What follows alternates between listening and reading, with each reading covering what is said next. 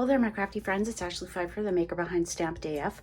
I want to apologize. I haven't had a video in the last 2 weeks, and I haven't had a live stream in the last 2 weeks.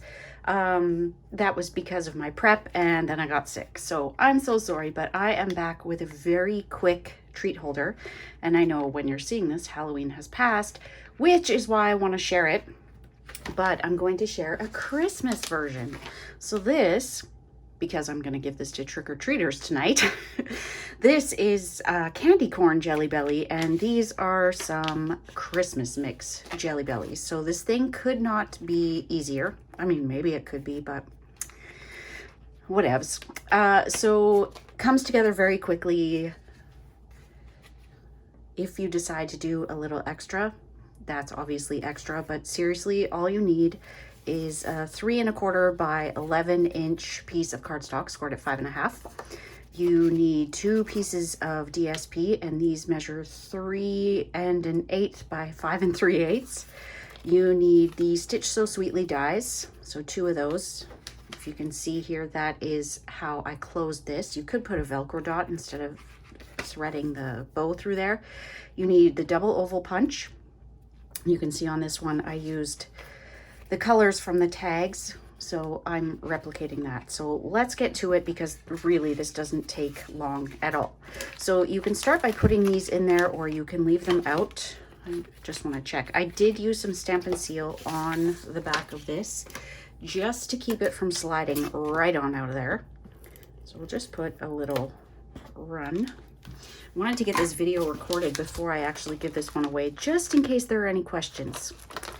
Kind of thinking I want it the other way, but I mean, the tear strips are up there. Just seems upside down, doesn't it? Okay, so simple, right? So now we're going to take our Stitch So Sweetly dies, and this is Real Red and Pear Pizzazz. Get those out of there. I am using the returning fave Heartwarming Hugs DSP, so that is where my little color palette has come from. I would have loved to have used Garden Green, but there's no DSP that is current that has Garden Green that's kind of Christmassy. So we are going to go ahead and score this in the middle, and the easiest way I have of doing this is just kind of laying it where I think it might be in the middle, and then see what kind of distance I have on either side. So that looks pretty darn good to me. You can move it up to the top, but because this isn't flat, it's not really going to make a difference. So you've got your score line, and then when you're coming together, just try and see if it matches up. I mean, you're not going to be able to see the front and the back at the same time, so it's not the end of the world if they're not perfect. This one is flat on top, so we're going to do that same thing again. So right now I can see 1 inch on both sides, and that looks about the same. It's like 1/32. Okay, so we'll fold that one in half.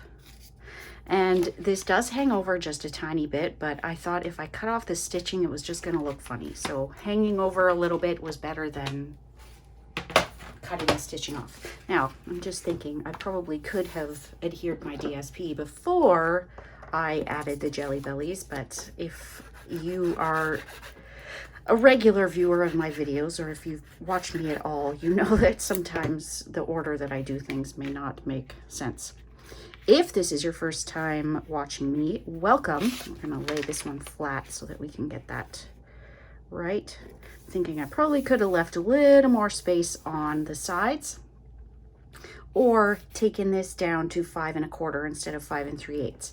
Now, the reason that I kept it 3 inches on either side is because I can get 2 of these panels from one 6x6.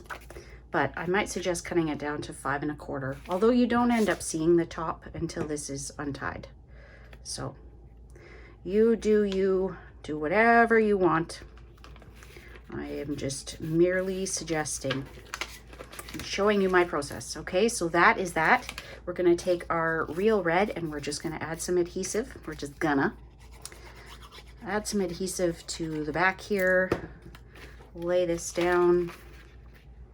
And you don't want to go right to the edge, because remember I said this does go over just a little bit. You want to keep it just south of that score line so that it folds nicely. or just beneath if directions aren't your thing. Okay, and then we will put this through. Now, I know this is a lot to go through, and we're actually just going to punch the front.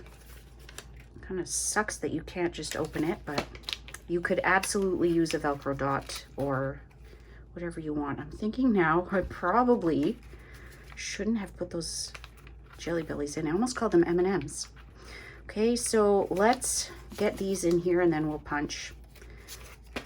I'm almost thinking maybe I should just use a magnet, but I'm going to show you how I did this the first time. Okay, use my belly as a little bit of leverage.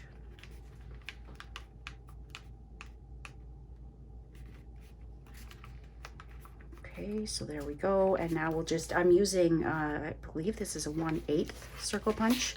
So I'll just punch through there. Now you're going to notice that when you straighten this out, the Pear Pizzazz piece goes a little bit higher, and that's only because it's adhered. Okay, so I totally just eyeballed that. I'm kind of thinking maybe I will just, like, you can see through there that it does go through, and that is how you open it. You know what? I was going to say, let's just go for it, but trick-or-treaters could be showing up at any minute now. Okay, so I'm going to show you exactly what I did the first time. Just trace those holes. But know that if you want to use a magnet or those tiny little Velcro dots, that would be the easiest way. These poor kids that are getting all of my treats are going to have to unwrap everything. So I think I'm going to use some of that sheer ribbon, the Real Red sheer ribbon. I've loved this one so much, and it's another returning fave. This roll is brand new, brand spanking new. You could also use the white and Real Red trim from the Playful Pets. You can see that I am just threading this through here. Yeah, you can tell this is new. I would never have a straight end like that. It does make it a lot more difficult to thread it through. If you're having trouble, I suggest just using a dental floss threader. That is one of the best ways to get your ribbon in there. So we'll thread it through here.